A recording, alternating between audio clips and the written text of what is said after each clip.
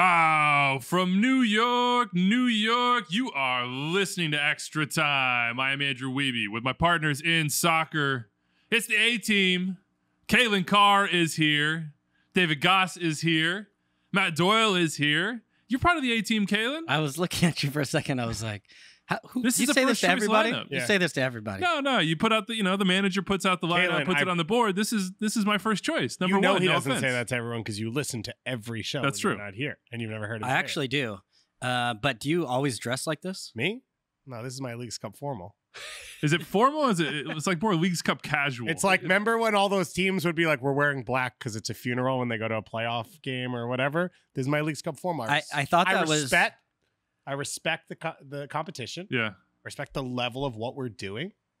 And so I wore my jacket on top of my Leagues Cup ball person. A Bear Bryant on top of I thought it was like, an Inter hot Miami pink shirt highlighter. at first. No. Oh, impartiality here. Yeah, I would never cheer for a team. I'm Leagues Cup first. Gotcha. As long as Leagues Cup wins. Wait, how did you get a ball boys shirt? I'm confused. First of all, ball person. Come on, Kalen. If you can't look, this is a podcast as well. We have to acknowledge that it is a hot pink. Well, if you can't Leagues see, Cup. Wait, did I tell you about shirt. Seattle? By the way, No. I went to visit Seattle this weekend for a short time to see a friend. We were at a brewery Friday, like noon. Come on, obviously, but specific time doesn't count. And I go and order a drink, and this guy just goes, "Do you do podcasts?" And I was like, I kind of sound like the type of thing where someone's like, "Oh, you have a good sound to your voice." Oh yeah, you're hoping for that. You're like, oh, you recognize my voice? No, I didn't think that, and I was like, yeah, I do like hosting and stuff. He goes, "No, yeah, like Extra Time," and then he said, "I've never watched it, and you don't look like what I thought you look like." Oh, so one, shout out Noah, no, because you made me look cool. And so I appreciate that. Second of all, I don't know what that means. Feels like it's probably not a good thing. The odds of it being a good thing, right. You are low. You're strikingly fill in the blank compared to what I imagined based on this. But I get podcast. it. So if you're not watching, but you should, I'm wearing a pink Leagues Cup ball person t-shirt and a blazer underneath, a little bit of a college professor look. It's a houndstooth blazer. Yeah. It's something. It's something. Anyway, Leagues Cup semifinals are over. We're on to the finals. Saturday night, 9 p.m. Eastern. Inter Miami going to the Music City, Nashville. You can watch, of course, MLS Season Pass on Apple TV. The Lionel Messi show just continues. Another goal, a 4-1 win in Chester. Union lay down. We will dig into that, of course. And Nashville's bringing one of the upsets all time against Liga MX in the MLS Liga MX matchup. Monterrey, I don't think anybody's knocked them out in a knockout round. This is the first time an MLS team has eliminated Monterrey from any competition. I'm not sure I'm willing to call it an all-time upset. It's fine. It's a big debate. win. It's a huge win. It's the biggest win in Nashville's history, for sure. First final for both teams. We'll go through those semifinal games, preview the final. You know, Kalen's MLS friend is back. that we watched the game with thought they were Monterrey, California. That is true. You have to tell the story. Do you think San Luis Obispo has a shot at Leagues Cup this year? Yeah, no, I was watching the game. I mean, it goes with, like, a lot of my friends are not always dialed into. I hope they're listening, but now they chances are they're not. But they, a lot of them are watching all the Messi matches, right? It was the same group that I was watching the World Cup with in Qatar. And wait. Not in Qatar. Do you like them better or do you like us better? I mean, it's very different crowds, I would say. Yeah. But I would say this is the A-Team. This is the A-Team. Domino. Yeah. So my buddy Kush was like, hey, he thought, I was like, oh, well, Monterrey, this is exciting. It'd be cool if they advance because then you keep the Liga MX against MLS thing. And then he was like, wait, this isn't MLS? And I was like, no, this is Leagues Cup. We play against, two different leagues and all this. Plural. Yeah. Leagues, like 2 leagues. It's a World Cup style tournament. Yeah. Just to, Well, he also bet money on Inter Miami winning MLS Cup. And so he texted me early in the tournament. He's only one game away. He thought Monterrey, afterward, we watched the Miami game, and then afterwards we kept it rolling. And he was like, oh, I thought that was the California team. And I was like, no. Almost. Different budget. Extra R, I think, is the way it goes on that? Yeah, the spelling. Yeah. Single R for Monterrey. And then Monterrey is the double R. Shout out to Frank Yallop and there you go. Monterey Bay. Rafael Baca. Yeah. Working with different budgets, I think, than Rayados. Rick, or I don't know, Eric, who goes by Rick in Utah, asked this question, Doyle. Is this the best MLS has ever been? Can it get any better? Where do we go from here? It feels like a massive inflection point for the league. It's the best Leagues Cup has ever been. Yeah. He asked, this is like a Weeby style tweet because he asked 3 straight questions. Firing it at you. And then made a statement. Is this the best MLS has ever been?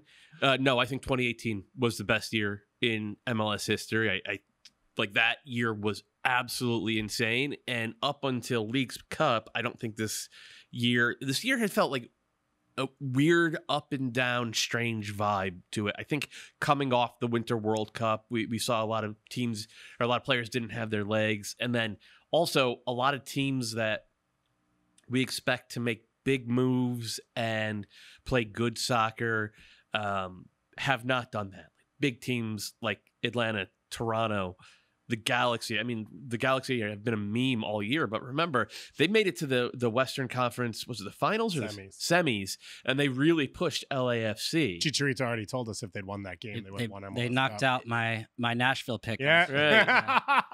And Chicago, well, Chicago's always in that group, but like it feels like it's been a really weird year because of that. And where we go from here, I think everybody looks at what Miami has done now by going out and targeting, 2 incredibly high level players, and the teams that I just talked about, Toronto, Chicago, Atlanta, the Galaxy, and to a lesser extent Seattle, who I think are headed towards a rebuild. I think they're going to try to do something similar. So I expect 2024 to be absolutely incredible. But 2023 has been weird. It really has been, and Leagues Cup has been the high point of it so far by a mile. But we're actually kind of set up now because both conferences are so compacted. 12 game sprint to the finish should be awesome. One thing I really like about that is different. I remember in years past always trying to explain the last 10, 11 games is in a locker room is generally when you start to realize, like, okay, now we need to make our push. Mm-hmm. I'm talking about my Dynamo teams. Yeah, it was a Dom Kinnear special. Yeah, but if you look at Bruce Arena's... That's when they opened up and played the beautiful song. If you looked at Bruce Arena's Galaxy teams, a lot of teams, especially the experienced ones, would then know how to... Yeah, Sounders, exactly. Would know how to kind of flip that switch and push. But it was always hard to kind of communicate, whether to fans or... just to people in general about what that's like or exactly when that point comes, because the season was just so long and it'd be difficult at times, especially in those summer months. And so I really like that, moving on from Leagues Cup, it's like clear. It's a sprint, 10, 11 games, going straight all the way to try to like click in, and you're coming in from that knockout form. So I look at teams that did well in the tournament, even teams you weren't quite expecting. Nashville, they've turned their season around. Let's see. Charlotte would be one, I think. Charlotte's, yeah, they were in a tough spot. Even Nico Estevez came out and said the Miami game was the best intensity level Dallas has played. Yep. And I think he said, if we play that way, we'll be fine. Yeah, well, Minnesota United start using Alan Velasco as a 10 instead of a winger or a free 8. Okay. Why don't you text Nico Estevez that response? He doesn't respond to me. Okay. To get to the last point of Rick or Eric, his tweet feels like a massive inflection point for the league. I think it is. I think it is in part because, Messi is Messi and what he means for eyeballs from your friends who think San Luis Obispo was, playing in the Atletico San Luis. You could kind of move it all around. That could have been a sell there. Yeah. But also every MLS team has major resources. And we're talking 5 or 6 who go out and have the ability to spend at a high level and play at the high stakes table at the global game of poker. They're all going to be out there doing that this January.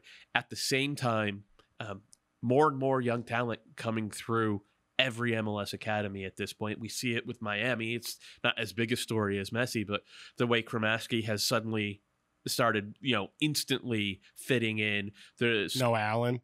Noah Allen was excellent before Jordi Alba came and took his spot. Ruiz. But they don't beat Cruz Azul if Noah Allen's not for sure. Of the team, right?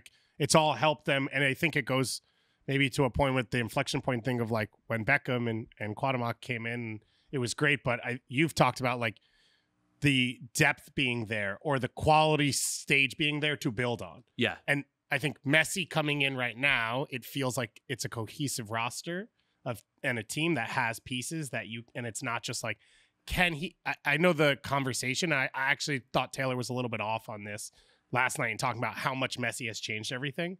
I mean, they left half their roster empty. In a salary cap league, they basically had 2 DP spots open and they left money out there so they could make these signings. No team can overcome that.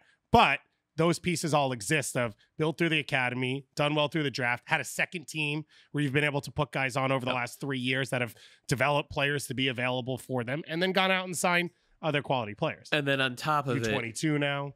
Jim Curtin said last night in his post-game press conference, he thinks that there are rule changes coming. Now, we haven't heard anything specific about that. There's been a lot of reporting from folks at The Athletic primarily, including extra time B-teamer, Tom Boger.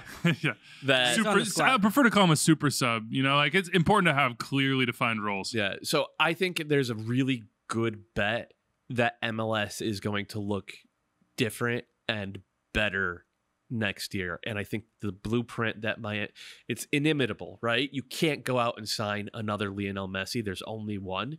But the idea of going out and saying, okay, we could get Nico, this generation's version of Nico Ladero and 3-4 other high-level players and push our academy kids through and get U22 signings who are already full internationals or, the most expensive center back in league history. Like, it feels like that's all on the table for 2024. So I'm not looking past, because like we said, this is Dom Kinnear's time of year, man. Like the end run Since to the playoffs. He's in the zone, baby. But so I always enjoy this time of year the most, but I think 2024 is going to be incredible in this league. In the meantime, for the last 12, 10 games, whatever it is for these teams, most everybody's rested. Yeah. And that is a new, different thing. We saw just the level of strain and stress that most of these players and teams had coming out of that, into the All-Star break period of midweek game to weekend, and a lot of teams running on fumes. Plus internationals. Yeah. Well, if you had injuries like St. Louis or others, having that month to sort of reset, take a breath. It felt like Seattle in particular, that's the team that needed it most. Yeah. We'll talk about that more later. Let's jump into the best thing we saw. Leagues Cup Semifinal Edition. David Goss, get us started. Well, I'm obviously going to lean back into what we just said, which is Inter Miami's academy stepping in and playing, their dreams alongside Leo Messi. The closing goal in this game from David Ruiz at a midfield, which he was an MLS Next Pro player 2 months ago. Then he steps on the field. I thought he was awesome in his first ever game. Then he goes to the U20s. And he's gone. Now he comes back in and he plays alongside Sergio Busquets. His world has completely shifted.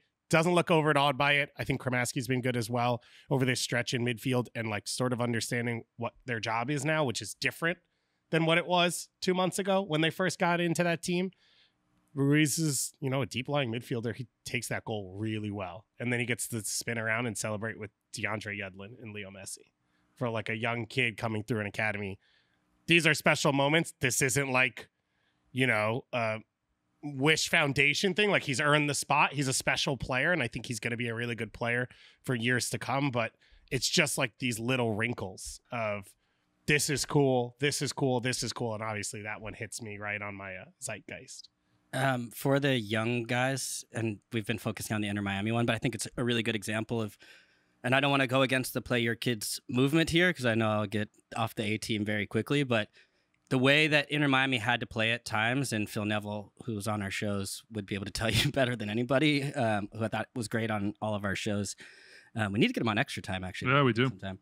But they played so many young players at once, and that was the big part. And even when I spoke to Wayne Rooney earlier in the year about playing young players, he was saying, I'd prefer not to do 3 or 4 at a time. Yep, 9 and 2. Yeah. And so this has been kind of one of the struggles for Inter Miami was Ian Frey and Kremaski playing in the midfield together. And it was I did one of their games in Montreal where it was like that. And it was difficult. And then suddenly Joseph was frustrated because there's no service. And, Kamal Miller he's looking to play out of the back, and he's looking at young players that aren't quite sure if they want the ball or where it's going to go to. And you're like, why did even Kamal Miller, doesn't really make sense, this move. But now the piece is starting to click.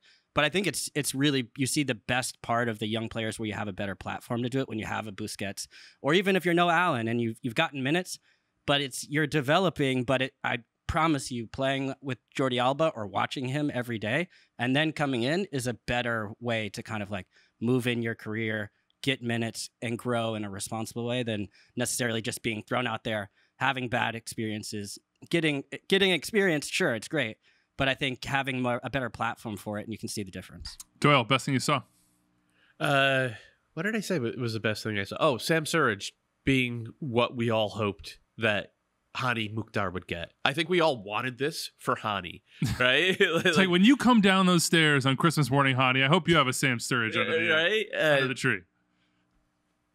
I admire so much about Nashville's original roster build. I admire so much about the patience they showed with Hani, because he wasn't great that first year, but he's on a 3-year run now that is one of the best, if not the. It's like Robbie Keane and Javinko are the only players, I think, in terms of just like box score productivity, who are at or better than what Hani Mukhtar has been for 3 years. And they've done good work getting guys, veteran attackers like Fafa Picault and Teal Bunbury. They had CJ Sapong for a while. Guys who can do a job. But they never had that other high-level answer in the attack. They tried Yonder Cadiz, and he wasn't it. They tried Akailoba, and he really wasn't it.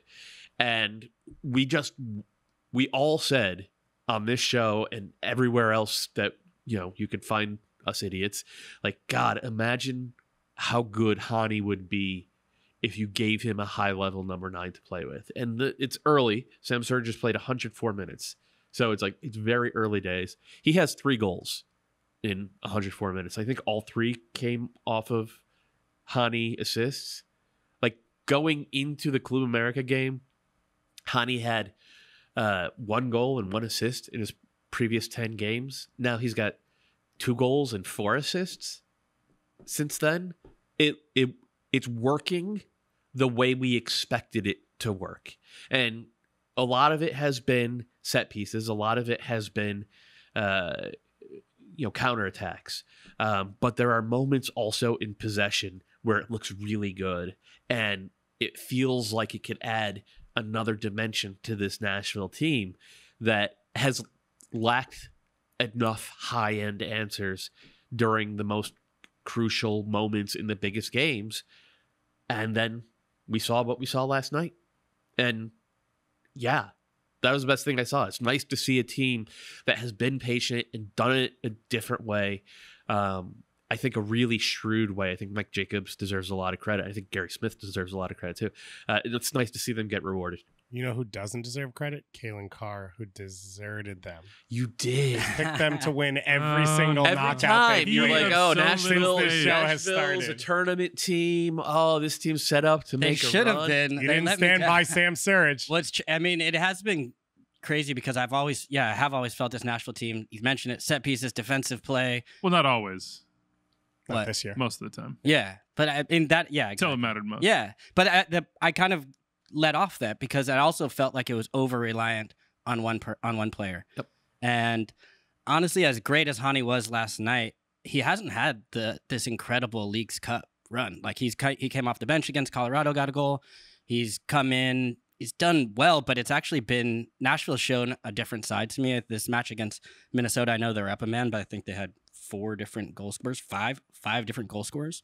So that showed to me a little bit more. And you're right, Surridge is like the biggest one of them, but the idea that they have a little bit more to them than I had expected. And for them, I feel like also Leagues Cup has been a breakthrough as far as their form was just poor coming into this tournament.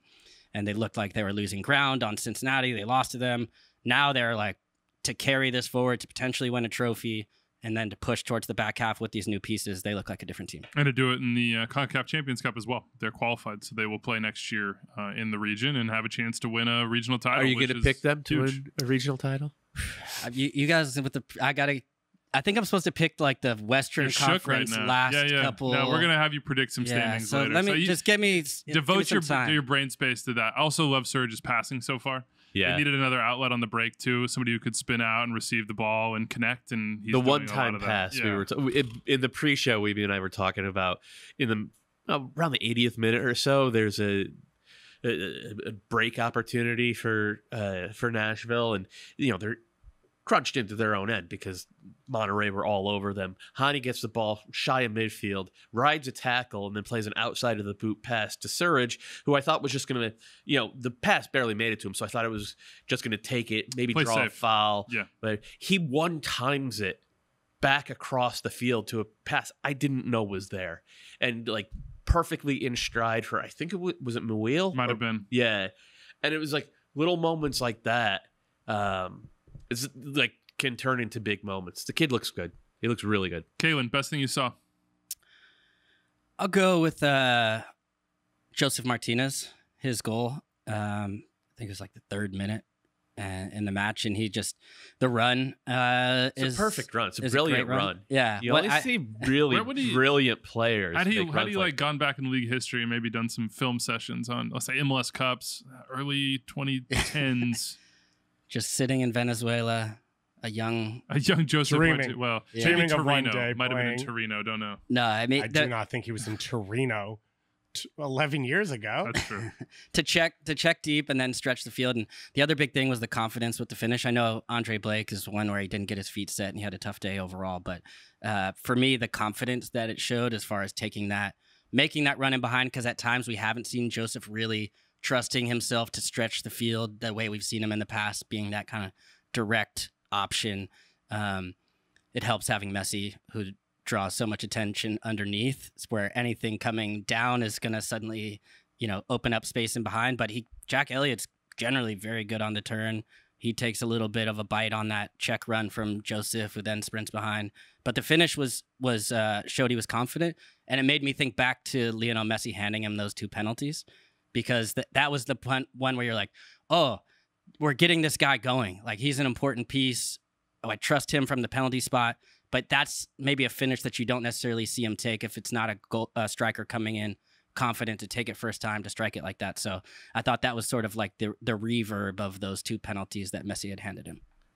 The run, for those of you who didn't pick up what we were laying down, Kaylin scored a goal on that exact run in the 2012 MLS Cup, which Houston unfortunately lost to David Beckham in the LA Galaxy. It's on Apple TV, I believe. Is it? Did they go? I don't know if they went that deep in the crates, but if they didn't, is the Kaylin Carr section? They better upload it now. Yeah, it's the movement, and then it's just that goal, right? Yeah, if you watch it, it's basically the same exact run. And the other note I want to make here, he did it better. 18, Joseph was certainly watching that game. He was in Switzerland. He was with young boys in Switzerland. That was his first team in Europe. He moved from Caracas to BSC Young. A young boy. Yeah, he was in Europe. Yeah, he was a young boy. Well, I mean, Switzerland is fairly, Torino's sort of up there in the mountains. It's Turin for starters. That's true. But, so come on. Okay. But also I saw, so Joseph scores, he wheels around to celebrate, and obviously camera immediately goes to Messi. And Messi, you can see him mouthing just like Kaylin. yeah, it was. He's like, como Kaylin Carr. Yeah. Oh, man. Best thing I saw, Instagram reporting this morning, Hani Mukhtar obviously going back and watching the highlights of his own victory against Monterrey and his own goal that was taken off the board. Brutal. Just a terrible call. That's my opinion. It's also Hani Mukhtar's opinion. This is his quote, Hani's words. Just, he said it. He wrote it. This is it. The biggest scam of my career. Please, I need an explanation. Then head blown emoji ×2. If you didn't see this goal, Hani Mukhtar picks it up on the left edge of the area, takes a beautiful touch inside to avoid the Monterrey pressure, and then just a perfect. It was a Nacho Piatti goal. Yeah, you can see it exactly what's going to happen as it develops. Yeah. He curls it to the back post. It hits side netting. It's a perfect goal. Nashville are up in the first half. This amazing Hani Mukhtar moment, like one to celebrate, to remember, to be replayed forever. Only no, the referee, goal counted on the field, gets a call from his video assistant referee, goes to the monitor, says no goal for offside on a. I mean, look, if you hadn't seen the replay, if you hadn't had it broken down, and I thought Higginbotham did a great job on the broadcast, you probably wouldn't know why it was called offside. It was because Alex Mouil comes into the play late, and the rule is, quote, clearly attempting to play a ball which is close when this action impacts on an opponent. So Alex Mouil, like, he airheads this ball. I mean, it comes across it. He's a good 5-6 feet away from making contact, but he does stick as he jumps, and he like kind of makes a heading motion. I think, yeah, to me, the reason it's the wrong call is because everything's already happening before that. Correct. It doesn't. The goalkeeper has the already action made has his to dive. impact Yes. the opponent. The goalkeeper's already made his dive. Right. The ball's already moving where it's Yep. moving. Where we had this debate a few weeks ago about Joseph, which Right. I thought impacted the goalkeeper's positioning. Wheel's not camped out near the goalkeeper where they think they have to react in that play. It's bang, bang, and Wheel just misses.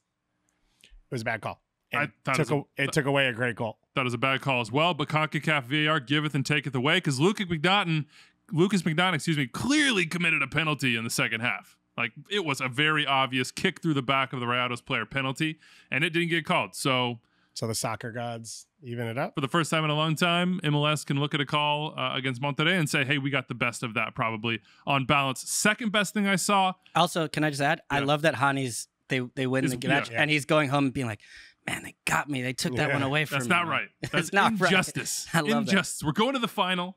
We got that bonus. SBJ is saying there's a lot of millions of dollars to the line, but I'm watching this back. I'm instant replaying this, so to speak. Speaking of getting your goals, Fafa should not have shot that. He has. Did you see Surridge standing there, two hands, like he has because it's wide open. The rock. And he shoots from no angle high, but it goes in, so it doesn't matter. Who cares? Yeah, celebrate it. By the way, the second best thing was Tata Martino. Did you see him wearing the penny around his neck? Yeah. He said after the game, why did he do that? Porque soy gordito y me gusta, which is basically I'm chubby and it fit me tight. Which I thought that was very self-aware from Tata. I just come out and say it. Why are you looking at this end of the table when you're talking about chubby people? It's just I'm not. A-team. All right, let's get into it. Nitty gritty. How did Miami get it done against Philly? Takeaways from this match. Was it Miami getting it done, or was it Philly not stepping up and meeting a big moment? Don't ask me first. Ask someone else first. I felt like both. I think Miami's a nightmare team to go down against. We're finding it's kind of difficult to try to climb your way back. So I think that was a big part of it. I think part of it also was just the pieces they had. No Carranza. Then they didn't play Ura, who I thought was going to play from the start, but he's not really been favored at all. Some of the 2 goals in 4 months. Yeah, I mean, but as far as pedigree, he's generally played over Donovan in the past, and Donovan I know scored in the last match late on, so maybe that's why he gets the start. But I thought they missed that cutting edge up top for sure, and then.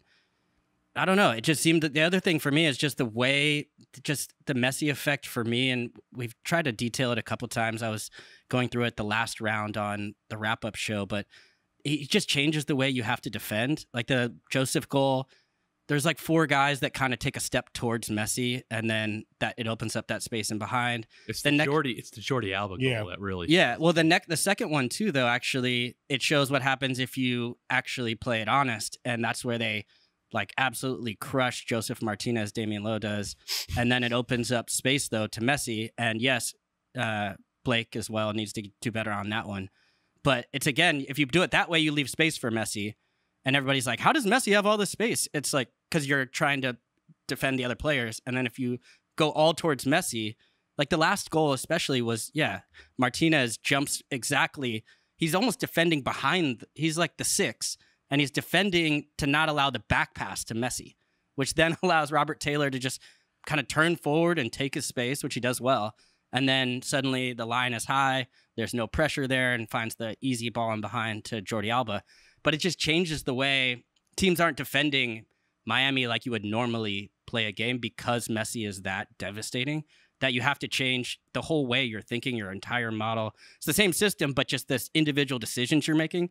Put yourself in these impossible decisions where you're saying, well, am I going to leave Messi and go to the other guy? Or am I going to, like, it's just a really difficult one. And once you fall behind, they just compound and just make it so much more difficult for you. I'm glad we started with Kalen because I think there's a lot of positive for Inter Miami and they're fun and they scored a ton of goals. But it's hard for me to walk away from this game and not say that Andre Blake's been one of the biggest match winners in MLS over that stretch. You talk about Hani Mukhtar, 4 or 5 year stretch. You could say Andre Blake's been as important to his team and as high a performer as anyone in Major League Soccer. And this was maybe the worst performance I've ever seen him have. So it's tough to go behind. As many breakdowns as there are for Philly, Andre Blake's completely off his goal for the opening Joseph Martinez goal. It shouldn't go in. He's slightly off it for the Messi goal as well. But the Martinez one to me is like, you never see Andre Blake make that mistake. This was a big stage. You don't have Carranza. We don't know how fit Bedoya really is. You didn't start McGlynn, which whatever. That's a decision. Like, you're down pieces for a team that can't really afford to be down pieces. You're on a big stage in a big moment. And so they could not overcome an Andre Blake poor performance. Like, look at this team through the first 3 months of this season with Bendik in there instead of Blake. They were out of the playoffs. And then whether it was because of CCL or injury, Blake comes back in and they've been on one of the best runs in the league. That's how important he is. So it's hard for me to walk away from this game and not start there of like, if Andre Blake's going to have a performance like that, Philly's not going to beat anyone. It doesn't matter if Messi's on the field or it's Inter Miami. There's not a team. To be fair, Philly would beat the Red Bulls because Andre Blake had a performance like that in the 2019 Eastern Conference. And he had it in Cup last year too, which unfortunately. I don't think that was on him in Cup. There were moments there that he wasn't different. great, but like he was a disaster in the first half of that Red Bull, which they eventually won 4-3. But this was probably the worst game in Andre Blake's career, and like the Union need him to be better. On top of that, though, Kalen's right talking about how uncomfortable it is to try to defend against Messi and Busquets, because Busquets, we know, is one of the best force magnifiers who's ever played the game, right? He makes everybody better because his decisions are so perfect and his passing is so perfect. It's always, to the right foot, in stride, all that makes it easier. That I think that's uncomfortable for even the best players in the world to try to defend against. But then on top of that, the new shape from the Union playing a 3-4-2-1, because this is a team that's been primarily a 4-4-2 diamond, right? And then we've seen a 3-5-2 over the past, few months. We've seen that. We haven't seen a lot of 3-4-2-1. It did not look great against DC United, and it did not look great against Querétaro. It is not surprising that it did not look great against Inter Miami, because if you're taking the extra half a beat to think about your positioning and what you're supposed to be doing and who's covering this space and who's going with the attacker, like look at Jakob Glesnes on that third goal. It's completely lost in the mud. And there's like Jack Elliott's playing everything onside time and time again. The Union just looked uncomfortable. And like part of that is like, Messi is like, I'm glad I don't have to defend him. That looks really uncomfortable to try to figure out how to do that. But you add on the change in shape and principles of play. No two forwards pressing two center backs. Like it was tough. And I think Jim Curtin's is one of the best coaches in the league. He did not cover himself in glory last night. And I would add, I think this is the first time Flock and Bueno have started together. I think McGlynn starts if Messi's not playing. Like, I think Jim was scared to have that midfield set up and have McGlynn be one of the ones who would have to defend and chase consistently against Messi. Jack McGlynn gives them a different look than what they're capable of. Now, in fairness, they created chances. Gazdag puts away that chance down the middle. It's 1-1.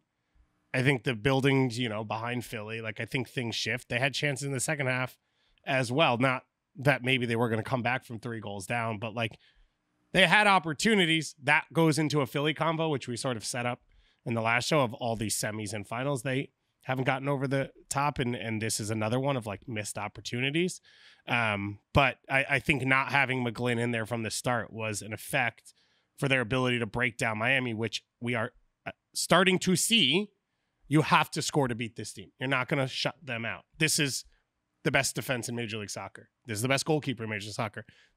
There could be multiple reasons why Andre Blake was off his game, but the second time in 5 years he's off his game was this one against this team. Dallas gave up 4. Charlotte gave up 4. Like, you need to score goals.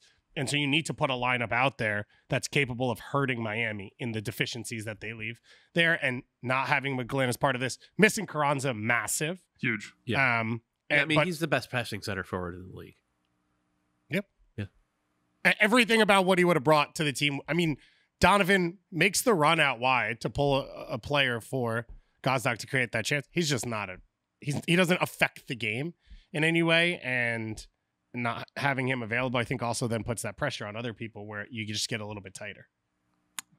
You saying that about your Drexel Dragon, just can't believe it. Yeah. Credit to Tata Martino if we're talking about coaching. 21 goals scored in 6 games. They had scored 22 prior to that. Plus 14 goal differential from the moment he arrived. I know he had Lionel Messi, Sergio Busquets, now Jordi Alba, all these U22 signings coming in. He got it right immediately. He figured it out, and he put players in positions to be successful. He didn't overcomplicate it, I don't think, and he got buy-in. Now it's easy to get by when you have Lionel Messi and you're winning every game. When you're scoring 4 goals a game and you're going on a big run, and the vibes are at an all-time high, it's easy to get some buy-in there. Oh, you're taking off the blazer. It's getting a little hot. I feel like we're moving into other conversations as well. But it's not I'll put it back on when we get to Leagues Cup final preview. It's not dissimilar to me to sort of what he did with an Atlanta team, in the sense that from the moment he arrived, he figured out how the pieces fit in the best possible way and communicated his style of play and the way he wanted him to play and had him running from the jump. He also, and we talk about this with a lot of managers, we talked about this with Wilfred Nancy a ton. He is a big manager with a massive career, and he finds players who he believes in that other people maybe haven't, or they haven't been given opportunities. And he brings them in and he says, I think you're capable of this. We see it with we saw it with Joseph originally, right? He was a winger in Torino. You finally got Torino in the proper spot. Then he brings him in, he turns him into and doesn't turn him in, right? Gives him the opportunity to play in his proper position. Tito Villalba, Yamil Assad. Now you look at the young guys, like if you're Benjamin Kremeski and Tata Martino comes up to you and says, I think you're special. I think you can be a difference maker for this team. You're going to run through every wall anyone's ever built in Miami, which are probably pretty flimsy because it's like a fake city and stuff. You know what I mean? But or if you're one of the 3 U22 signings they made. That's his bread and butter is like, because for some of these guys, like, I didn't even know he'd know who I am. Right. And then it's like, no, I watched you at Newell's and San Lorenzo and wherever, and I think you're special and you can be a part of this team. He clearly has that ability to create that environment, and then Messi helps. It does help. We'll talk more about this roster in the final preview. Let's get to the other side of the final. Nashville. I didn't think that they had it. I thought they were going to lose to Monterrey. So did I. Same. Remember, even right before halftime, I texted you guys like, "This is setting up perfectly for the Monterrey like rip your heart out." Yeah, I threw up the Grim Reaper gif on Twitter, and I was like, "Monterrey, when any MLS team gets hope," and then somehow, some way, I thought Nashville. I mean, Nashville with the first goal from Hani that we've talked about and he's talked about and everybody's. I thought they should have been up 2 goals too, because then Wheel had the big chance right afterwards. So I thought it was gonna be 2-0. I think Monterrey did come and get a chance as well too, but I thought at that point I was like, oh, Monterrey has like gotten the edge, and that's where, especially when they got the other penalty that should have been a penalty as well, I was like, oh, this is it, this is a wrap, and they were going to put that one away. So I don't know, it was end-to-end. Monterrey has been, I mean, they've impressed me this tournament. I shouldn't, it's kind of been talked about a bunch, but just what they've had to do as far as how many matches they've played, how many different cities they've played, who they've played against, going against Tigres, going against LAFC, then going to Nashville. I mean, it was really impressive to see what they put out there. And the injuries, big pieces, yeah. Yeah, Bertarame being gone. Bertarame changes this game. Yeah. For sure. Funes Mori is not the biggest. I think they scored 1 outfield goal in the knockout rounds. The one moment that I would say, and this is where it goes back between how well do these teams really know each other, and how much time do you have to prepare? But the goal that they concede that ends up being the Surridge goal comes straight from Andrada, the goalkeeper, and they split wide, they split their center backs, they play that long ball, and it's to Funes Mori, who they trust, right? He's that 9, and we see a lot of teams do this, dropping a little bit deeper to try to get that hold-up play, and Funes Mori is one of the best in this region as far as just holding the ball up. The problem was that matched up with him was Walker Zimmerman. Yeah. And you would think with the national team and all that, you would know by now, you cannot throw up an alley-oop and allow this man to run up. Funes Mori was Sean Bradley in this situation. Yeah. Sean Kemp got a running start. And was especially like, if you split your center backs wide and you have Hani Mukhtar standing straight in front of your goalkeeper up the middle. So that was the one where it's literally dunk, straight to Hani, lay off, goal, ball game, right? And those are the small little margins we talked about. who's available or injuries. But I felt like as far as understanding or scouting or the tactical matchup or understanding the personnel in those fine margins in a knockout tournament like this, that was one where you just can't make a mistake like that. You have to go outside to those fullback, to Shaq Moore or to Lovitz.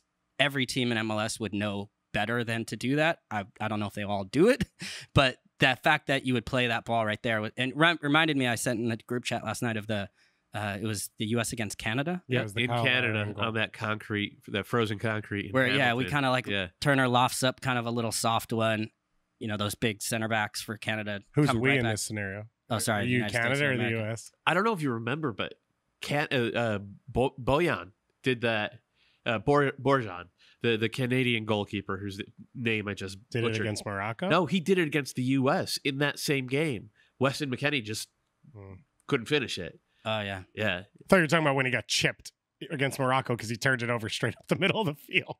Yeah, it's especially the way teams split their center backs and want to have the option to be short and build out. I understand why teams do it. It's just that matchup specifically was not. You can't do it against Nashville. Yeah, it's a moment where Monterrey relaxes back into their DNA rather than, as you said, processing their game plan against an opponent because they didn't have the time to prep for it like you would for a semifinal. I don't know, man.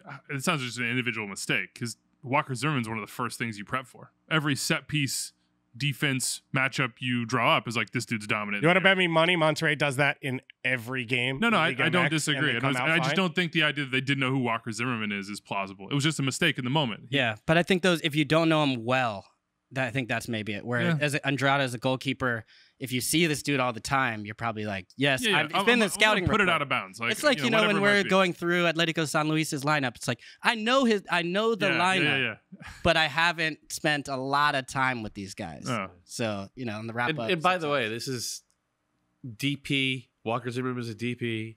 To Hani Mukhtar is a DP. To Sam Surridge is a DP. We talk about Nashville needing match winners in the biggest games and not having had enough, and like that's the play you want if you're Gary Smith. This is it. And like, they did a good job, I thought, of pressing in that moment, bringing their line way up. They never let Monterrey Monterrey was throwing the kitchen sink in the last 10 minutes. They never let Monterrey get entirely comfortable and like really understand where the line of confrontation was going to be from minute to minute. I thought they did it's Nashville, so it tended to be a lower block, but like, they were changing that up, and I thought they were changing up their pressing triggers a little bit as well.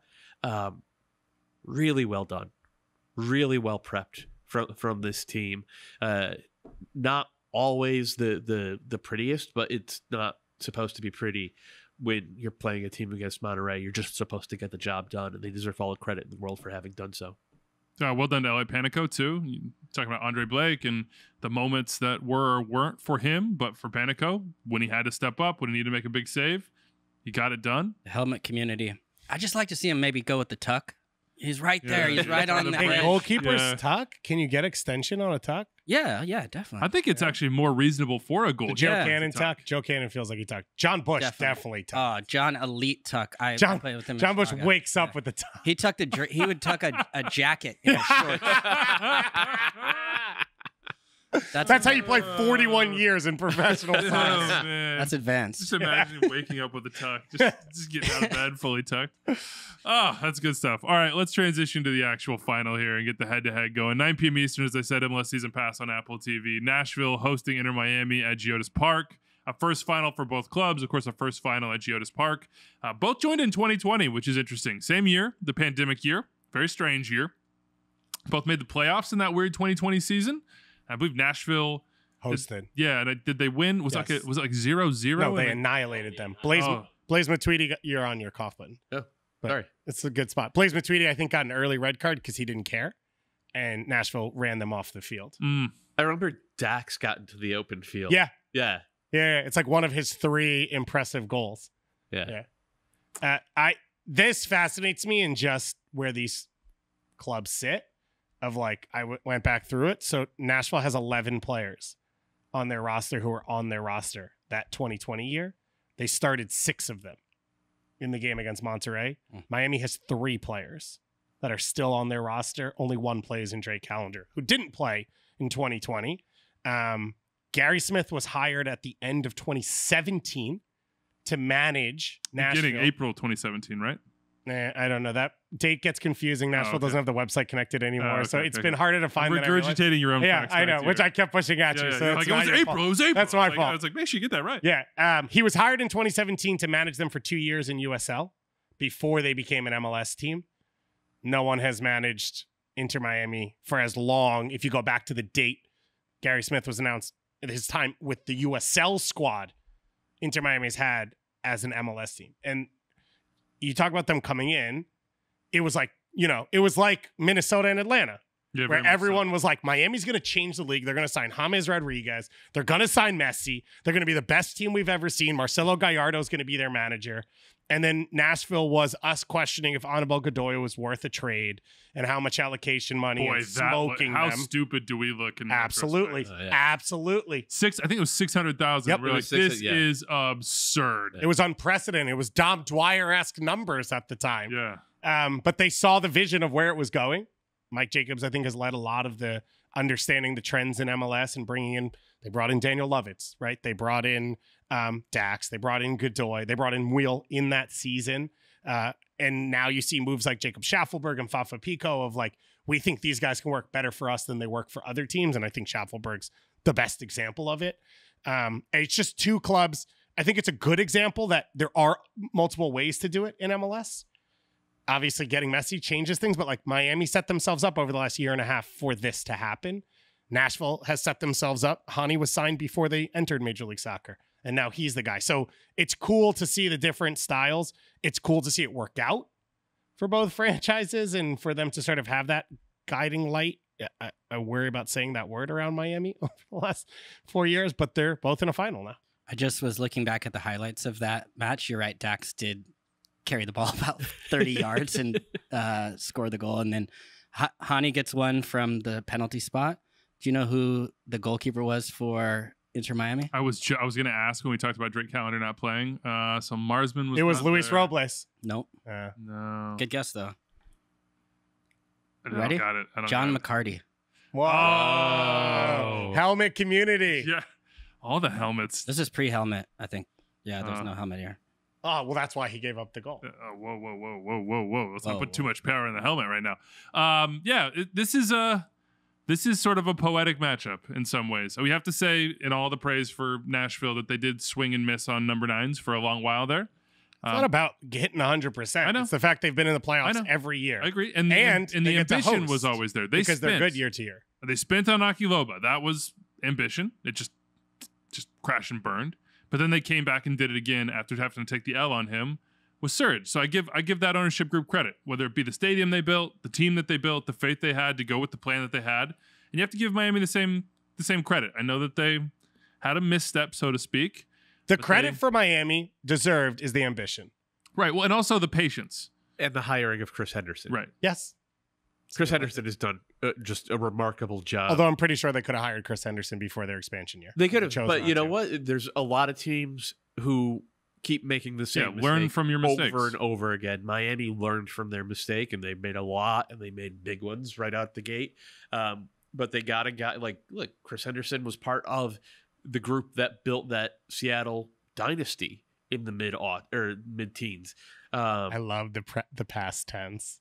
Right. Well, it's over now. Right, Anders? Anders still stuck in Iceland. And if you look at that Miami roster using the numbers, released by the MLSPA, the Players Association, that is as clean a cap as you could possibly get. Like, they use their allocation money really well. They have the ability then to go out and make trades like the Bryce Duke for Kamal Miller trade. Although they got allocation money in that trade. Which which is still incredible to me. And then, they believed in their academy kids. So getting a GM who understands what the vision is. And I don't know if this is, Jorge Mas's vision or Chris Henderson's vision or a combination of two, but regardless, understands what the vision is. David Beckham was a big part of it as well. Yeah, fair point. And then understanding the intricacies of MLS in order to make it functionally possible to build a team like this. It's really impressive. It's really impressive. And look, I texted it last night, or I tweeted it last night. 10 of the 11 starters for Miami are full internationals. 10 of the 11. They also brought 2 more in Campana and Gomez off the bench. You're not even talking about Robbie Robinson in that. Former number 1 pick, Robbie Robinson. They have the most expensive center back in league history coming in, the Argentinian kid. Toto Aviles. Aviles, thank you. They also have a new attacking midfielder / winger coming in from Argentina, who was good a couple of years ago. Has kind of stagnated since then, but like a big U22 signing. People are and Gregory. And I was gonna say, and they have Gregory and Jean Mota injured, and Stefanelli, and Negri, and Corentin Jean. Like, they have had the ability to go out and keep adding pieces because they're not overpaying for guys, and they kept it clean and they kept it sensible, and that allowed them to just plug and play when you get Messi and Busquets and Alba, and suddenly everybody's 25 to 50% better because, again, like Busquets and Messi are 2 of the greatest force magnifiers ever to play the game. Who's the favorite in this match, this final? At Geodis Park, so Nashville have the home advantage. Yeah, I think it's Miami. With the way Miami has played, with the run they're on, with the confidence they're in. Caitlin doesn't know about screenshots, so he has to take a picture. He's screenshotting the list of available players, by the way, because we're going to do one player to take in the Golden Boot update draft soon. So he and Tommy Scoops are over here sidebarring. I just wanted that to be known. Disgusting stuff. But I think it's Miami with the way they're playing and the fact that in the run of play they will have more of the ball and they will have opportunities. That doesn't mean 100% that they control the flow of the game, but I think it will feel that way. I think either way they've already won, right? They made it to a final. Who? I think this experience for Miami was like, if this is all that happens this season, right? If they get this far and then they fall short of it. But they made it CONCACAF Champions Cup.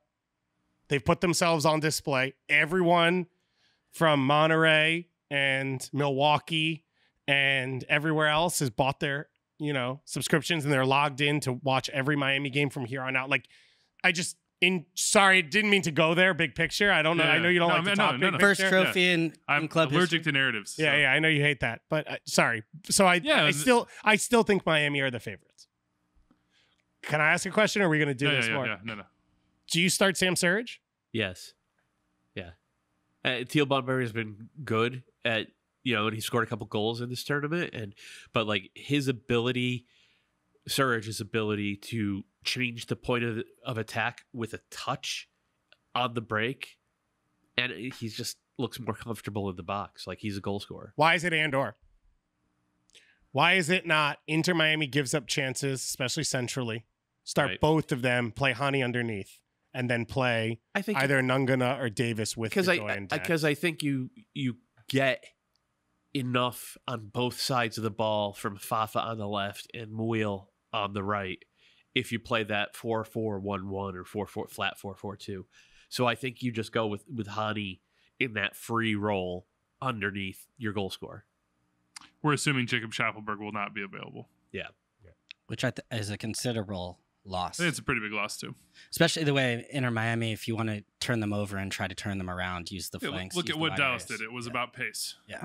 But Fafa brings a decent amount of that as well. I think Schaffelberg doesn't have a handbrake. It's a little bit more direct. It's a little bit more out of control. There's more of a vibe to it. Yeah. But I think you're sort of getting this. I think there's a mullet, and he runs I was texting, so I have another friend of mine who's logged in for Leagues Cup. He's a Monterrey fan. He lives in Monterrey. Popular. Rayados, yeah. So he bought season pass because he's like, man, there's nothing happening. Some disciples out here, dude. They're like following you. There's no Liga MX, so he's like, I have to watch Monterrey. They're playing all these teams. And then once the Tigres, he actually flew to Houston. I got him tickets to that match. Shout out to Houston for hooking that up. But I was telling him about Schaffelberg because he was like, I'm worried about Mukhtar, man. I'm worried about him.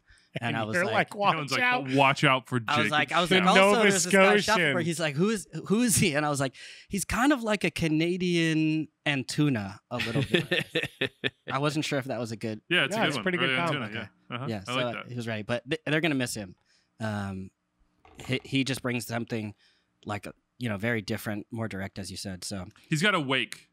yeah, And like Hani likes to follow in that wake, basically. Yeah. It tends to work out pretty well for them. I think the Surridge decision comes down to fitness. I mean, if he has 65 or How 70, much did he play in this game? second 45, half. I thought? Yeah, so Yeah. But if that's all he has, do you want that to start or do you want to finish? And Teal Bunbury So- can put the I think center you backs want it under to pressure. start. you just said So- you don't want to go down against yeah, Miami. I right? think against this Miami Okay. team, you want it to start. All right. Any other tactical nuggets that you would point out before we move on to MLS and Matchday 27? I think it's going to be a flat 4-4-2. I think Miami's been really, really good. Like I said, I think they probably have the most talent of any team in MLS on that roster. They still look vulnerable. Philly could have walked away with 3 goals last night. And I do feel that in the same way, the Monterrey game set up pretty well for Nashville, with Monterrey coming upfield, having a lot of the ball, trying to crack them open and allowing space on the counter. I think this sets up really well for Nashville. I really do. Kalen, do you want to make a prediction? Yeah, I'm gonna go with Messi in this. I feel pretty good about that. Yeah. Nashville just Sorry, won because you finally I've stepped gone away. against Nashville. I've been impressed, but the way this Miami team has turned around, and I think you were right to point out Busquets as well, because he's just been ridiculous. Yeah. Just like the way he's able to find the pass before the pass that ends up unlocking the whole thing. So yeah, but I think Nashville will feel comfortable with that setup. Yeah. For sure. They're probably like, okay, like this is going to be harder just because it's Lionel Messi, but like we've played like this a lot in big games. We know what we're doing. If I set the over under on goals, I was going to say 3.5, but I think everybody would hammer the over on 3.5. I'd go over. Yeah. What if I set it at 4.5? Under.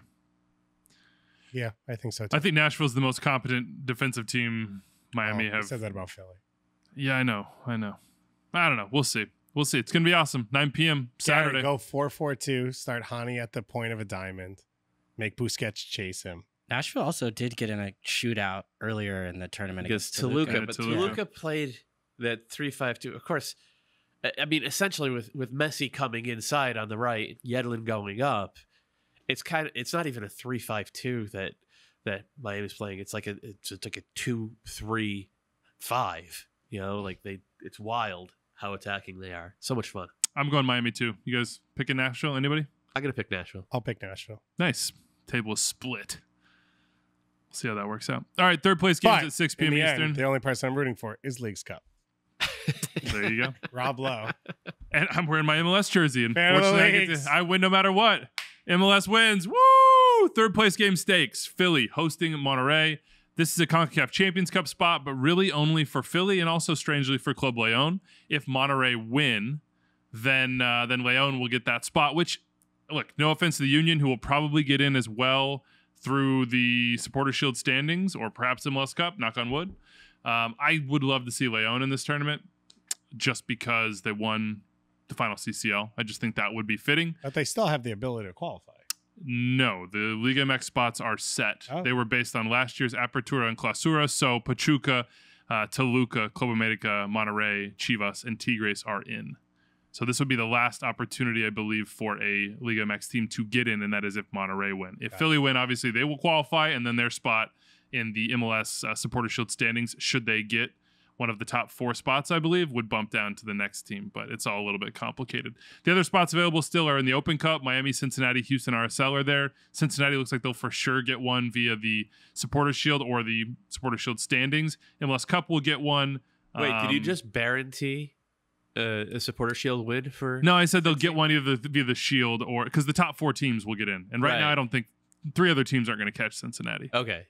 He meant But you're the not- standings. you're not He didn't mean willing the to- I'm not Shield. going to guarantee the Shield, though I think they'll win it. Okay. That seems like a curse that I would not that- put on Cincinnati. It seems weak, actually. Is All right. What it Match day 20. I think I've done it before. I feel like I did it before this Leagues Cup thing even started, so I'll refer back to that one. The Golden Boot update's the most important thing we should do, although we'll dig into everything else. Number 1 right now are the Fighting Tom and Kalen's 66 goals and 39 assists. It's really an annihilation of the rest of us. Dave, you've got 58 goals. You're in second. Yeah. This is the worst time to be in second. I know. I've got 51 Can we make it a goals. snake draft? Doyle also has 51 goals. But I have 26 assists to Doyle's 21, so your underperformance, Doyle, lands you the number 1 pick. But you've got better team chemistry because people are willing to share. No, for me, honestly, it's just injuries, right? Can you unblack injuries? Yes. Injuries robbed Willie Agata of most of the season. We finally saw him come back. Willie Agata robbed Willie Agata of. No, he had a broken leg.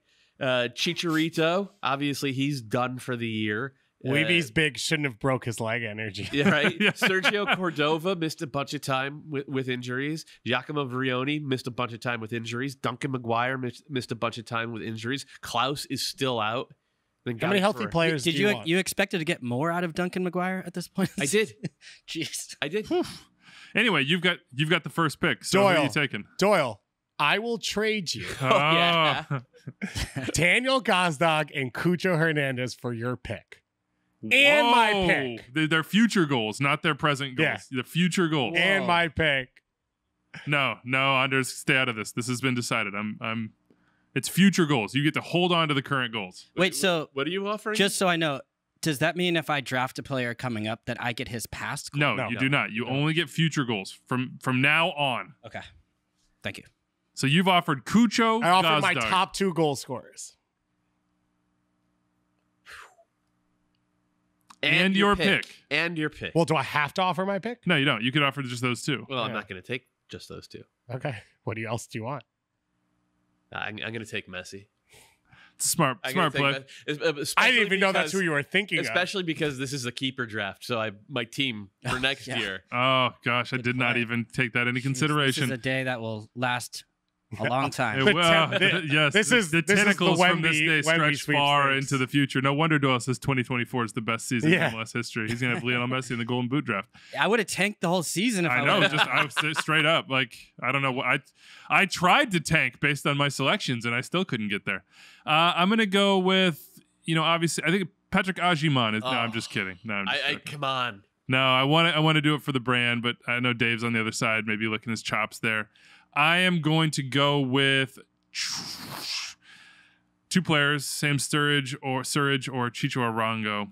I'm going to go with Surridge. Sam Surridge is my choice here. I think the rest of the way, the form, the momentum, Hani Mukhtar, Nashville resurgent. Give me Sam Surridge. Who you got, Dave? So I've written on an envelope that I've enclosed already. Bongi. My pick. Kalen, you have the opportunity to trade with me. Billy Sharp. Bongi is in that envelope.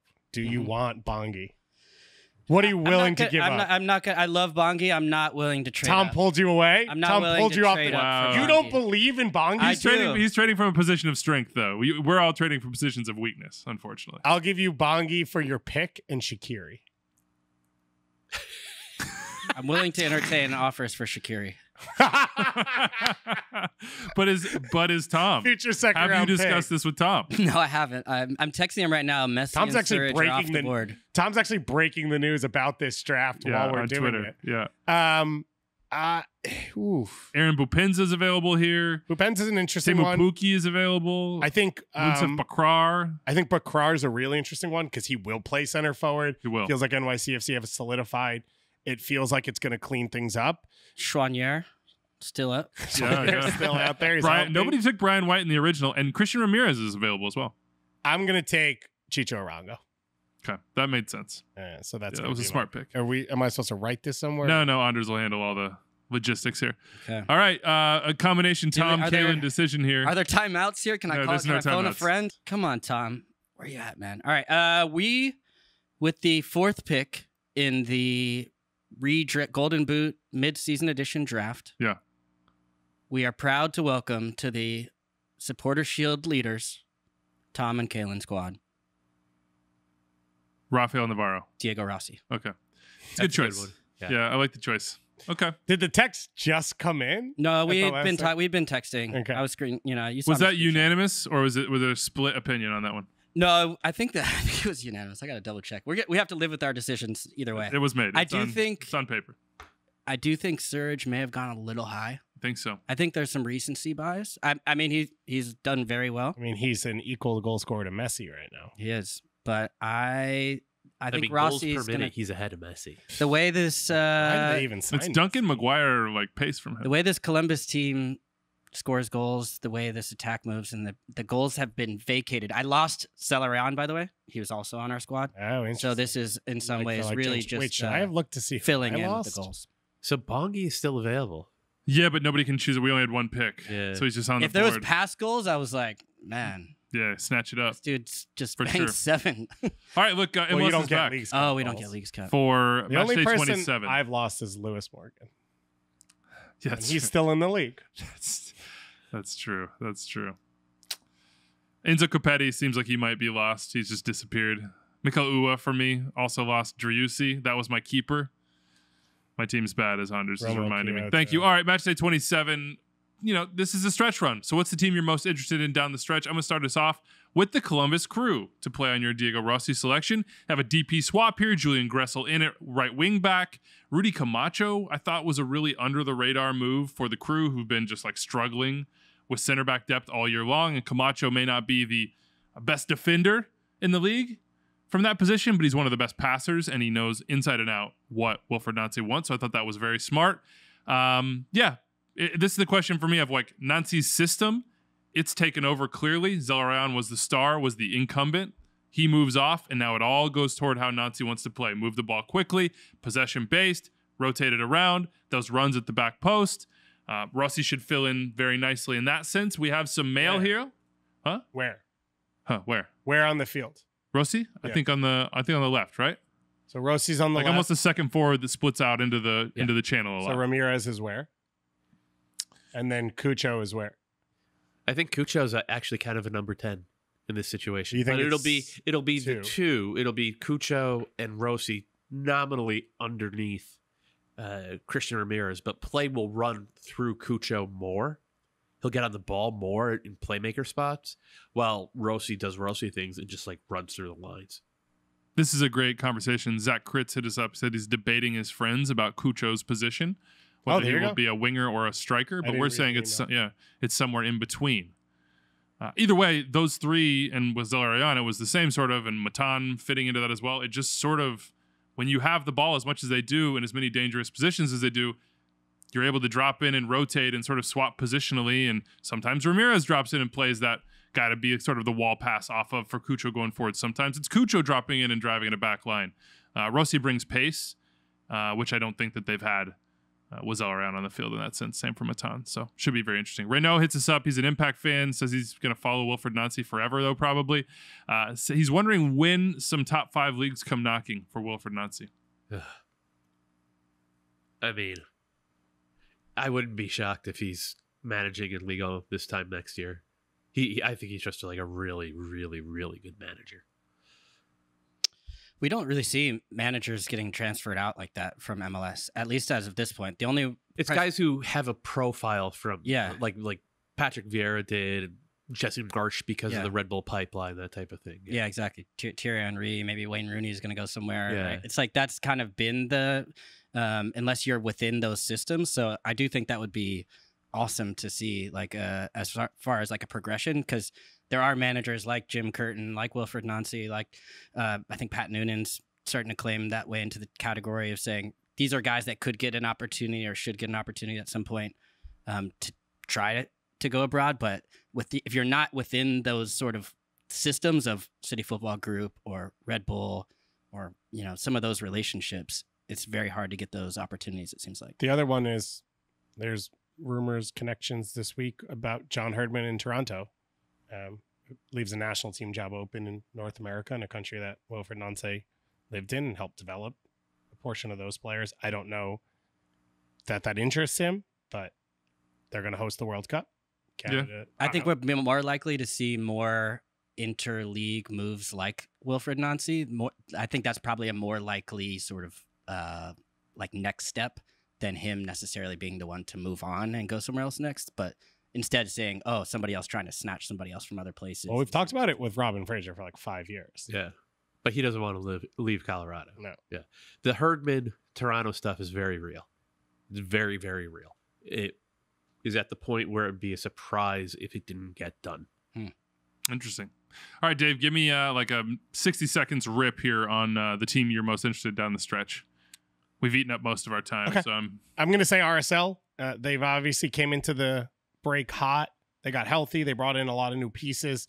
Now 2.5 weeks pretty much of working together as a group, but no Pablo Ruiz. So they've lost a huge element of their team.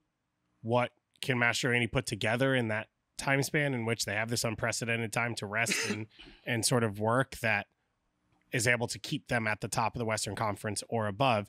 It sounds like they just made an addition while we were on the show in Kevon Lambert, who was a starter for Jamaica over the last year or two and for Phoenix Rising. And he was one of those players where he made so much at Phoenix that it didn't seem super likely he was going to move to MLS at any point. That's like a plug and play, I think, addition to make. So this, I think, once again, you clearly see intent from this new ownership group of wanting to win. They have a lot of depth. They have a lot of options. And Chicho Arango is supposed to be at the point of all this, but they've made a bunch of other additions as well. So RSL are fascinating to me, how they continue to progress, where they can finish. And then do we see a situation where they go into a playoffs and flip the script from what we've seen the last 2 years of like be ball dominant, like open up the game, create chances rather than trying to be the underdog who tries to overachieve.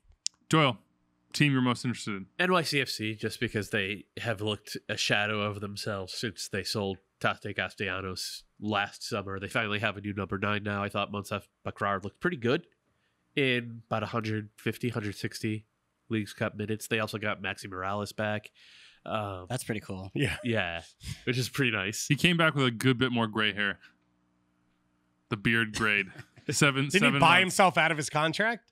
I don't know. Feels like a stressful. Yeah, I don't know what happened, honestly. I haven't fully. You know what it's like when you go back to Wichita and everyone wants a piece of the big New York City star. Yeah. You know what it's like. You get 6-7 months there and you just got to come running back.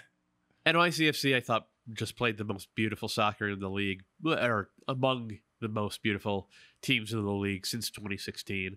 And they kind of lost that this year. Like, you could see them trying to do it, but it's not coming off. But I think getting a 10, getting a 9 gives them 2 focal points, 2 reference points in that attack. And Maxi in particular is brilliant the way he moves off the ball and creates new passing combinations for the guys around him. So I'm looking forward to seeing them. I think they get over the line into the playoffs. Shout out to the outfield. They wrote a nice piece about one of the random players that they brought in that I requested a few weeks ago. So Nice. Thank you. Yeah, great coverage from them. Always enjoy it. Kaylin. I'm going to go with Minnesota United. I lament that I didn't go after my guy. I hope Bongi scores 37 goals. Bongi's not among the members of your personal A team. I just want you to I know. I feel bad. grapple with that. I feel I bad. can't wait till I see Bongi next and tell him. But I think they're one of the more intriguing teams, especially when you think of this Western Conference and this back stretch. It's all jammed up. Is probably the best way. It's kind of crazy. They're below the line right now. Yeah, they're below the line. I think between 5th and 9th, there's 3 points right now. So it's kind of like Wild. take your pick. But I would make a pretty good bet that this Minnesota team, especially the way we saw in Leagues Cup, I was very impressed. I got to see them in person against Toluca. That is not an easy feat. They also, who else did they beat? They took down a couple teams throughout their way. Reynoso was feeling it. They crushed Puebla. Yeah, they crushed Puebla. They lost to Chicago, but they were up 2-0, I believe, Mm-hmm. in that game. Yeah. They fell flat on their face against Nashville, but they got an early red card. And they got a red card Beat actually Columbus. against Toluca too. I was trying They to beat think Columbus. the Our Columbus other one was team big. to watch. Uh-huh. So yeah, some impressive stuff from them. So if they got to get Pookie playing, Over under on goals for him rest of the way. I'm feeling not great. He looked like totally out of sorts in Leagues Cup. He just did not look confident at all in plays where you would expect him, especially watching him play abroad. Just he scored that first goal against Houston with that perfect pass in behind from Reynoso. Wonderful turn, takes it early, so confident. I was like, he's off to the races. And then it's been like, it's actually not that. And Bongi's been the one who's been, their star. But I would bet I think this team is definitely a playoff team, but I think a team that can continue to rise towards that top half of the Western Conference and those top 4 seeds and try to get a home playoff game for those Minnesota United supporters. All right, win with this one. Sunday is when MLS is back. Saturday is the final, obviously, for Leagues Cup in the third place game. Game to watch. Just give it to me quick. Hell is Real is where you're starting us, Doyle. Yeah. Cincinnati, Supporter Shield leaders all year long, have not looked great the past couple of months. Maybe a little time off after relatively early elimination. The home form was a surprise in Leagues Cup. Yeah. Yeah. They looked vulnerable. So maybe getting some rest, getting Buenza and Vasquez and Acosta on the same page a little bit. I think that'll help them. But they're going up against the Columbus Crew team that plays beautiful soccer. I can't wait to watch this game. This series has been El Tráfico light of like they've all been wild. Even the first year when they were both underwhelming teams. Yeah. And the 2 best names of rivalries in the league. Hell is Real and El Tráfico. I think Hell is Real right now is number 2. Like just behind El Tráfico in rivalry rankings. Yeah. I like El Clásico del Sol, but that's just you. Okay. What are you looking forward to? In classic fashion, I'm going to go Vancouver versus San Jose. Nice. In Vancouver. Is that a rivalry? Or? Richie Larea, baby. He's back. Yeah, historically. It's a historic 70s, rivalry. Yeah. And then Sam Adekugbe, which these were unique moves in investing so much in the positions they play. We did a preview of this one on MLS Season Pass. You can go watch. I think Doyle made the right point, which is Adekube's played as a left center back in a back 3 with Canada. He has given them a ton of versatility in which just in the run of play, Alphonso Davies can go inside. They can shift into a back 4. Adekugbe can cover ground. He can pass. He's extremely physical for a player who grew up as a fullback, that he can win a ton of battles centrally. So I think he gives them a whole different element. And Richie, a different style than Julian Gressel, but Julian Gressel clearly not there for the long term. Richie, I think, will be. And so now it's like, okay, how can you build around knowing what you're going to get out of that right wing? Can you get service to Brian White? It feels like a perfect setup for Ryan Gaul to make late runs on pullbacks from Richie Larea. It just, Vancouver's never going to spend the most money to have the most talent on the field. It feels like they have done so in a way in which they will have advantages in unique spaces that they can then put together. And BC plays a vibe when they're on a roll. I think you saw it at times in Leagues Cup. And I thought they actually had a good tournament overall. And so I'm excited to see them go back out there. And for San Jose, they were one of the bright spots to start the year. It has fallen off. I put a lot of that to depth of just like the energy it takes. And it's the same 11 or 12 guys every game. They've added a little bit with Matthew Hoppe coming in and Ayo Akinola. So maybe that can bring some support. But it would be nice to see them finish the season in a way in which they felt like they were moving in the right direction, because I think they should. But you need that proof at times to sort of maybe open up the opportunity for next year of like, okay, you trust us. Now we can go get the big DP to match. You mentioned, I think, Cucho Hernandez or Nico Ladero style signings of like, why not San Jose? Right? Yeah. Big market. It's their own stadium that they own, and feels like, well, Matias Almeida went wrong and it all went sideways for a couple of years. If you're on the right path, is there enough trust there to sort of move yourself into a higher echelon of MLS? That rivalry with Monterrey too. All right. Chicago, Orlando. I'm going to be at this one. Both teams are coming in good form. Chicago lost to Club America. Not a lot to be, shameful about in that one. Orlando against Miami, which they made fun and combative. And I think both teams will carry some of that over into this one. And then the other story for me is Kai Kamara, of course, just 1 goal off Landon Donovan at this point on the all-time list. So I'm excited to be there in person, and shout out to Section 8. If you see me there, I'd love to say what's up. What would be the most fitting team for him to score that goal against? Like, is there a team I kind of think the Galaxy actually the next week. It's in LA. Kai that would be it, yeah. In LA, going to Home Depot or whatever it's. I'm sorry. That's the way I knew it. Dignity Health Sports Park now. Thank you, Anders. And he actually worked there at the stadium as well. He went to Cal State North Dominguez Hills, which is right, literally like they play on campus at. And Siggy Schmidt was, rest in peace, was his first manager that drafted him to Columbus at the time, but scouted him when Kai and I both were playing for Orange County Blue Stars with Sasha Kleshta and all that crew that I always give a shout out to in Orange County, and we got to go train with the Galaxy then. You know what's sick? I've looked at the schedule here. Yeah. If he scores against, so third game's Vancouver, former team. They're all former Fifth teams. game's Montreal, former team. Then it's Columbus, former team. New England, former team. Red Bulls, Miami, no. Charlotte, no. NYC, no. But he has 4 former teams in there he could score. That's why I was looking to see if they played at SKC. Exactly, same. And then it's like, oh, well. But at Montreal, they just pushed him out last year, so that'd be extra fitting for him as well. I mean, it's. But the LA one would be really cool. Yeah, that's the best one. Okay, for me, it's Sounders, Atlanta United. Both coasts, both teams that looked poor in the Leagues Cup, both teams with big potential who haven't yet really realized it this year. Sounders feels like they're a little down. This is the end of the run for the Sounders. It feels like Ladero's gone. It feels like Rui Diaz is gone. Yeah. It feels like what can you make out of this season? Can you put one more magic run together with this group? And then Atlanta United, it might be the same thing with Almada. Yep. Certainly not firing on all cylinders. And they got some new signings to the Five Stripes coming in. We finish with the one miss we had on the biggest hip-hop moment in MLS history. 2 misses.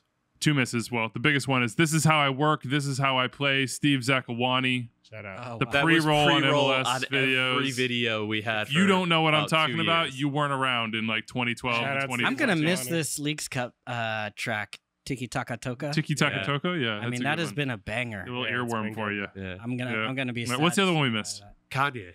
Oh, Kanye. When Atlanta Kanye United, was living in Mercedes-Benz Stadium while it was Donda he was recording, I want to say, and then he came out In a stocking cap. in his stocking cap like the Phantom of the Opera, like during an Atlanta United game.